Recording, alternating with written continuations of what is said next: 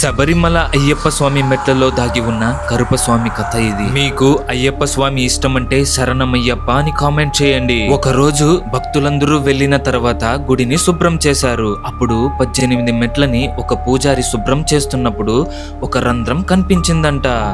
ఆ రంధ్రం ఏంటని లోపలికి చూస్తే ఏదో నల్లగా ఉగ్ర రూపంలో కనిపించిందంట. ఆ పూజారి అదేంటని ఒక గురు పూజారిని అడిగితే, ఈ మెట్ల మధ్య కరుపస్వామి కాపలా కాస్తున్నారు, ఎవరైనా చెడు బుద్ధులతో దర్శనానికి వస్తే వాళ్ళకి తగిన శిక్షనిస్తారని చెప్పారు. ఆ తర్వాత భక్తులు ఒక రోజు దర్శనానికి వెళ్తుండగా ఒక భక్తుడు మెట్లపై జారి కింద పడబోయాడంట. అప్పుడు ఆ రంధ్రంలోని కరుపస్వామిని చూసి భయపడిపోతాడంట.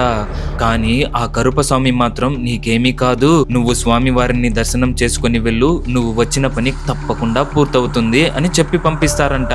విషయం ఏంటంటే, ఆ భక్తుడు చాలా బలమైన కోరికతో భక్తితోటి వచ్చాడంట. అదేంటంటే, తన భార్య ప్రెగ్నెన్సీలో ఒక కాంప్లికేషన్ ఉందని, తల్లి బిడ్డలో ఎవరో ఒకరు మాత్రమే బ్రతుకుతారని డాక్టర్ చెప్పారంట. అందుకని అయ్యప్ప స్వామిని దర్శనం చేసుకుని తనని ఎలాగైనా కాపాడి ఇద్దరూ క్షేమంగా రావాలని కోరుకున్నారంట. ఆ వ్యక్తి అయ్యప్ప స్వామిని దర్శనం చేసుకుని ఇంటికి వెళ్లి చూస్తే తల్లి బిడ్డలిద్దరూ క్షేమంగా ఉన్నారంట.